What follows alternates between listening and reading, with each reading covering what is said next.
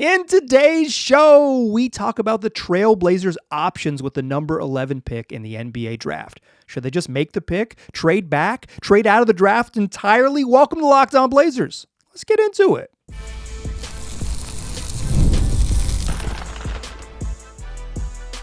You are Locked On Trailblazers, your daily Portland Trailblazers podcast, part of the Locked On Podcast Network.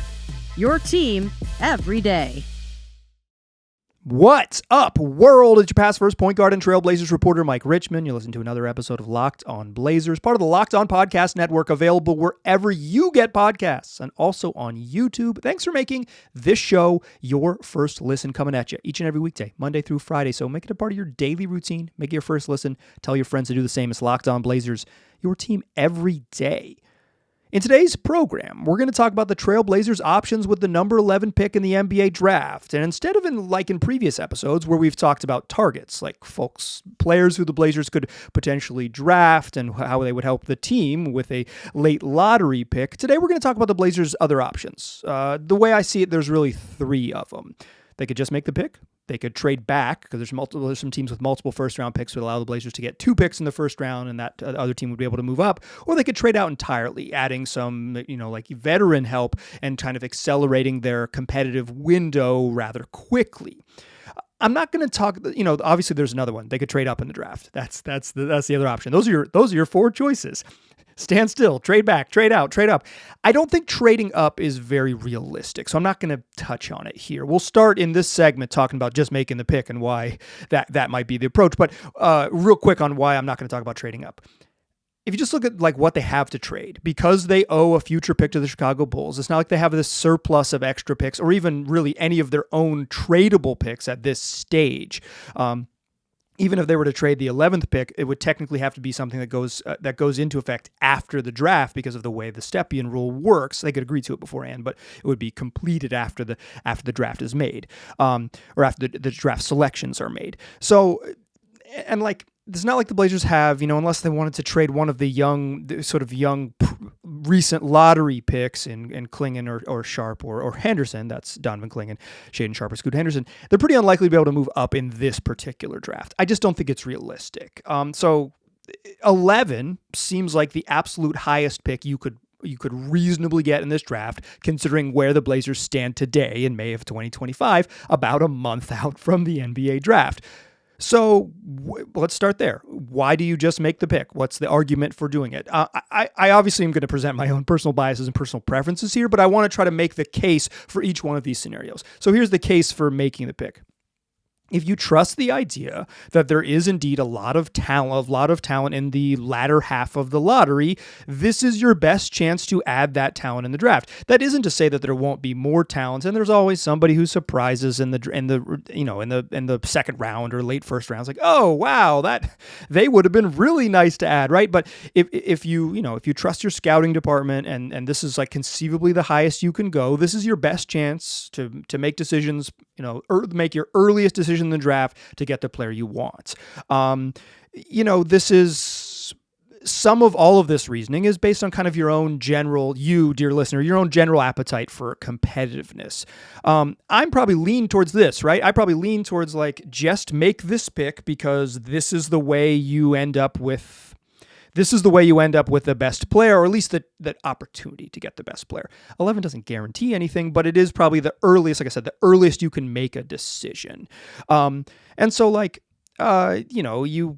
this is the highest you can pick in the draft, it's probably the highest likelihood of adding a quality rookie. And for me, I recognize that adding a rookie to this particular Blazer roster probably doesn't accelerate them any further in the grand scheme of the competitive Western Conference. My opinion going forward for the Blazers is not that they don't need to tank. They don't need to lose on purpose and fake injuries and all of that stuff. They don't need to try to lose.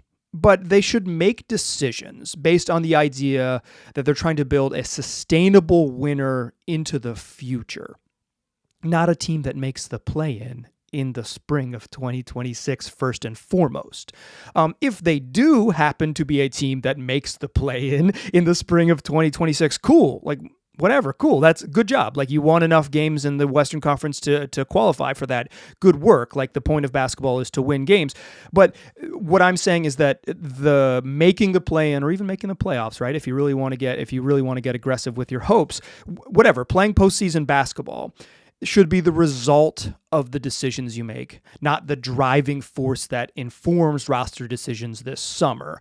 What I mean by that is, you add the 11th pick in the draft. Like, let's just like throw a name out there.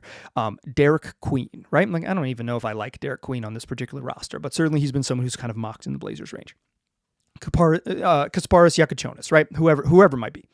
You add that player. The chance that that player helps you win more basketball games this year is relatively low, right? Because most rookies are bad and they don't contribute to winning. Even if they're going to be good into the future, their immediate help in terms of helping you win games is usually pretty low, right? They usually have relatively limited impact on teams winning in their first season. Good players can be really impactful in their second season, as early their second season, and some young players are like straight up stars by year 3. But just like a general safe bet, the 11th pick in the draft is probably not going to help you win too many games. And I'm okay with that, because my personal vision is like, this is your best, highest chance to add a good, talented player. You're going to have that player under contract for 4 years. And the idea is that you're trusting the scouting department, trusting the sort of the process of what you have been, to say, we're going to get this pick right. And this player's going to be on the team for 4 years, and we're going to control their contractual rights such that if we want them to be on the team for 9 seasons, we can, and they're going to help us over the course of like a 4 to 6 year window. Obviously, you gotta bake in some wackiness there, but they're going to help you like in a 4 to 6 year window more so than some other options would be. So the case for making the pick is, this is the highest you're going to get in the draft. This team is relatively far away from being like consistently high level competitive. And what you got to do is you got to stack talent, and stacking cheap talent is the best path for almost every team in order to make progress. Is like the sort of market inefficiency is having a player who's really, really good on a rookie contract. That's a deeply underpaid star. Not that 11 is guaranteed to be a star, but that is the path to do it. The case for making the pick is that this is your best bet in terms of maybe a longer tail vision. But again, your appetite may vary. We'll talk about that later in the show. But what I want to talk about in the second segment is another scenario in which the Blazers say, we don't want to add one rookie to this roster. We feel like we can add multiple. And there are teams that would help us, that could facilitate us adding multiple rookies, because their goals are different from the Portland Trailblazers' goals. Let's talk about that in the second segment. What does trading back look like for the Blazers? Join me there. First, though, let's talk all about FanDuel. It's basketball season. You made it. You made it to the playoffs, and FanDuel wants to help you get in on the action every night.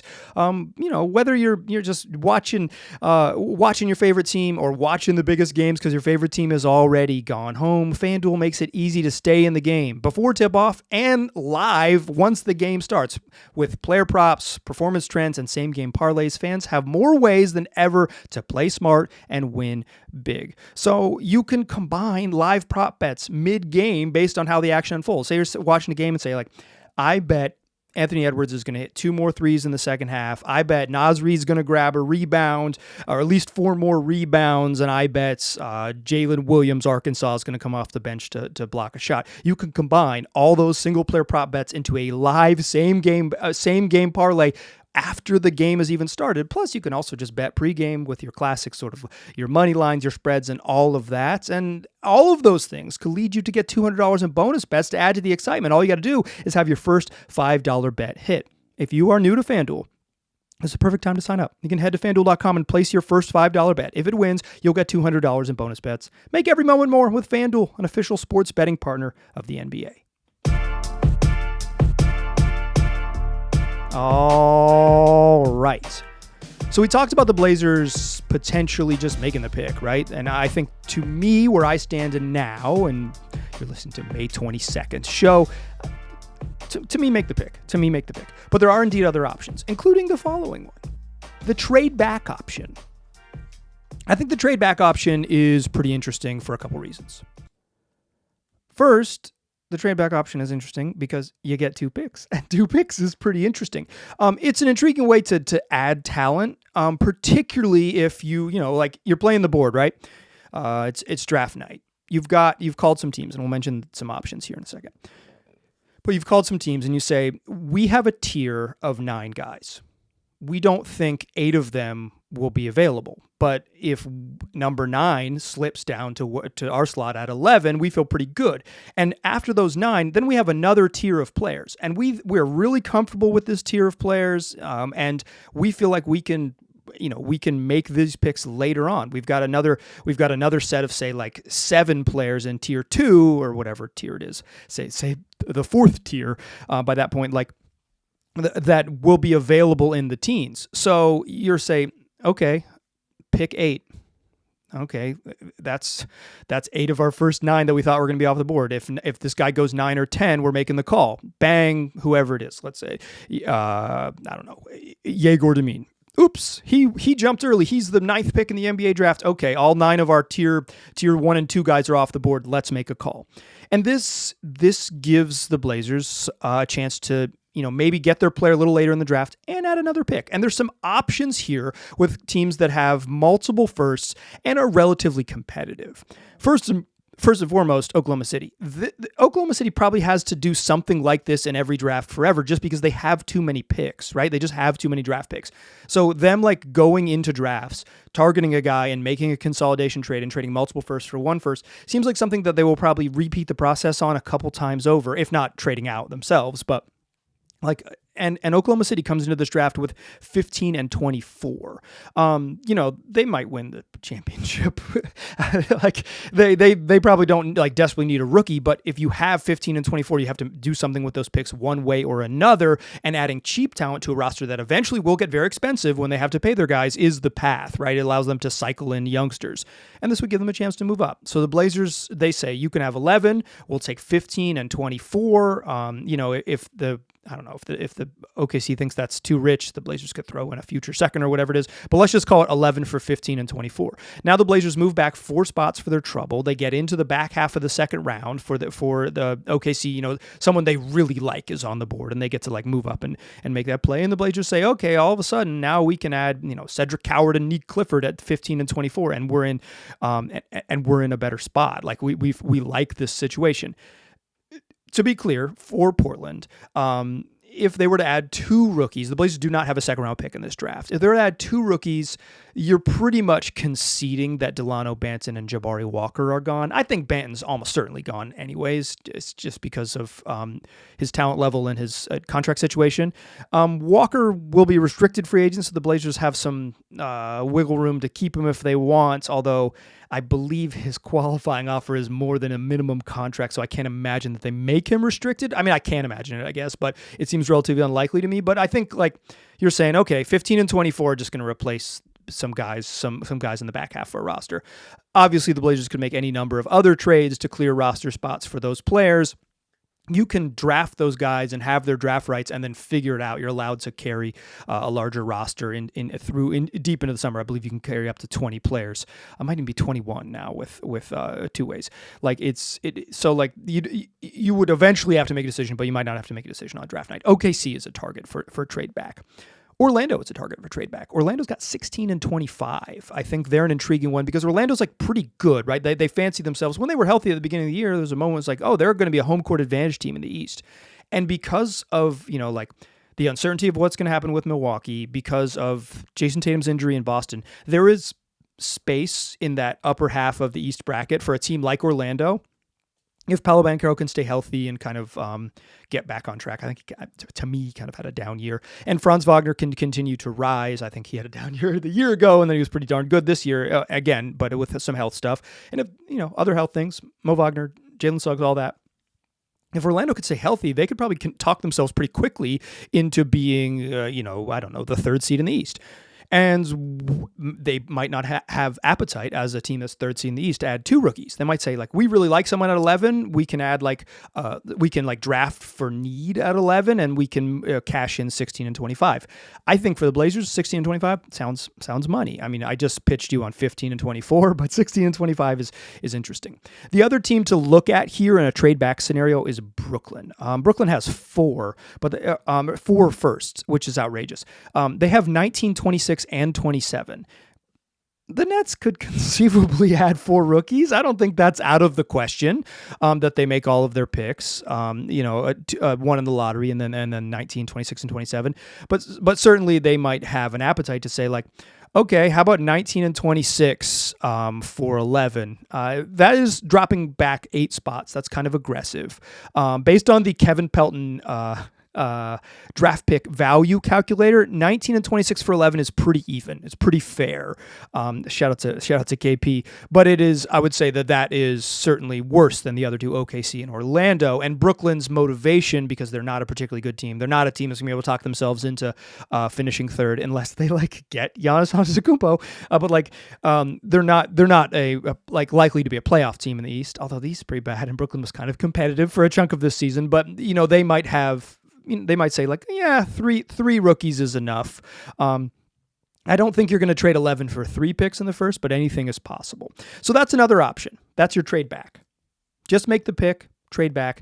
And then the final one I want to talk about to close the show. There's a world where the Blazers just trade out. They say, we want to be good. We're going to hit the gas a little bit and try to be competitive and make a push to be better earlier. And that's what a trade out option would look like. Let's talk about what that looked like. And I even cooked up some fake trades because I love y'all and it's fake trade season. Join me in the third segment, won't ya? Still a pass first point guard. Still Mike Richmond. Still listen to Locked On Blazers. What is a trade back scenario? Trade out scenario. We talked trade back. That's, trading from 11 back to a couple of other picks in the first round. That one's pretty intriguing depending on the sort of the appetite for other teams. Just making the pick is, you draft the highest. But the other option would be to trade out entirely. And this looks something like adding young veteran or veteran talent. It's like people are weird about the word veteran. Once you're off your second contract or off your first contract, you're a veteran in the league. I would even argue once you've played a couple years in the league, you're a young veteran in the league. But trading out, so like adding an NBA player to the roster as opposed to a rookie. To me, let me be clear. This is the least appealing, but it's all about appetite. If your personal preference, as the way you want to root for the Trailblazers, is to maximize competitiveness in 25-26, there's probably an avenue where trading out of the draft entirely and adding veteran help accelerates their ability to be competitive right away. Because again, a player with NBA experience is so much more likely to be helpful than the number 11 pick in the draft if you are trying to win games in the fall of 2025 and beyond. Like if you're viewing sort of a longer tail, if you're saying big picture, yeah, like I think it's hard to argue that you want to get out of the lottery, right? Considering the Blazers position. But if your preference is to be better faster, certainly a rookie is less likely to do that than some players with NBA experience. So what does a trade out look like? I think there's a couple ways that this could go down. One is targeting teams with some salary concerns and seeing kind of what teams that are going to be up against it tax-wise or up against it with a tax apron, what's their appetite for saying, like, could you take on some money for us and we'll give you and we'll take 11 but we'll give you talented players. We'll give you you can have good players if you relieve some of our tax burden, and we'll kind of figure it out going forward. So it's Boston could be in that position. Cleveland could be in that position. Phoenix doesn't have any good players on the team, but they could be in that position. They do. They have 2 really good ones, and then not a lot else. But I don't see them as obvious targets necessarily. I'm having trouble cooking up. You, dear listener, I challenge you, don't send it to me, but send it to one of your friends, a fake trade with 11 in one of those teams. So then I'm looking at okay, what about teams that are maybe motivated to be kind of competitive but have expensive rosters and don't have draft picks. So like are the Kings an option? I don't look at the Kings roster with the 11th pick in the draft and say, yeah, that'll do it, right? Like, I'm not a big Domantas Sabonis believer, but maybe if you are, something that pairs DeAndre Ayton in the 11th pick to Sacramento. But like, to me, like, what does that even do for the Kings? Like, what's that path for them exactly? And do they feel that that's not enough? And then you're adding more capital and blah, blah, blah. I don't see the Kings as, for me, not necessarily a great one, but I think you could cook something up. So then I landed on the Grizzlies. The thing is, the Grizzlies are kind of like have players that are like very expensive and then players on rookie deals mostly. So something like 11 is really hard to feel good about. But here's a fake trade that I don't feel particularly good about, but I'll throw this one out there for you. G.G. Jackson, Jay Huff, 2 seconds, 2025 and 2026 for Ryan Rupert and 11. I don't like that deal, right? Because I don't think G.G. Jackson on his own is the 11th pick in the draft. He's a pretty darn good rookie. Got hurt and didn't play in year 2. He's super young. So you're basically saying like, he's 20 years old. We think G.G. Jackson at 20 is better than a player we could take with 11, and then you get an interesting backup big with Jay Huff, and then Ryan Rupert makes the money work, and you get 2 seconds to add rookies down the line. I don't love that. I probably don't even like it, but I think like that's kind of like ballparky with something like that because, you're not gonna. I don't think you're gonna get Desmond Bane for 11, right? You got to be realistic about what other teams' goals are, and the Grizzlies' goals are not to like be bad. They would want value, and then you have to cook up like what do the Blazers have to give away, et cetera, et cetera. Anthony Simons and 11 for Desmond Bane. Does that do it for him? It's hard to see a world in which Ja Morant and Anthony Simons is a viable backcourt. So I don't love that one, right? And then so I'm like, well, okay, the expensive teams, I don't see what 11 does for them in terms of what they have to trade for the Blazers. Teams without picks, Sacramento and the Grizzlies, like I don't love them like packages. You could talk yourself into G.G. Jackson if you're a believer, but that seems really steep for what he is and what he's been. So then I came back to the Nets. And here is an idea to accelerate the Blazers' chances of winning. Again, me personally, it doesn't really appeal to me, but I think this is sort of like in the realistic range for what it looks like if you wanted to hit the gas a little bit and try to add like multiple veteran players. DeAndre Ayton, Matisse Thybulle to the Brooklyn Nets along with 11, exchange for Cam Johnson, Nick Claxton, and in this scenario, you have to trade, quote unquote, have to trade out. But I was thinking it's like, because I wanted to build a trade out deal, but it's like they have 4 firsts. So maybe they give you 27 or something. And then you also flip 27 into the future. But let's just say that it's a trade out and they give you a future first, right? We'll say the Nets give you a future first just for the exercise, right? So Ayton, Thybulle, and 11 to Brooklyn for Cam Johnson and Nick Claxton. Cam Johnson is a functional forward who'd add some shooting and he's been a up and down defender over his career, but at times a pretty competent one. And Nick Claxton, who I think probably didn't have a year that made him super appealing at his price tag, but has in the past been a interesting kind of like big that offers rim protection and a little bit of perimeter switchability. You get off the final year of DeAndre Ayton's contract. It's like you kind of get in terms of like, what do we do with DeAndre Ayton? This is what you do with him. You turn him into Nick Claxton. And Thybulle, who is also an expiring contract, this, instead of you kind of make the decision that Thybulle's not part of the long-term plan, which seems relatively reasonable in and of itself. Is this an awesome trade? No. But this seems like a reasonable one for hitting the gas a little bit because you do get NBA talent. You do still have like, you don't deplete your front line because of Claxton. You add to your wing core and add shooting, immediately address a need with Cam Johnson, and you're probably more competitive. Are you like the 7th best team in the West with that trade? No, probably not.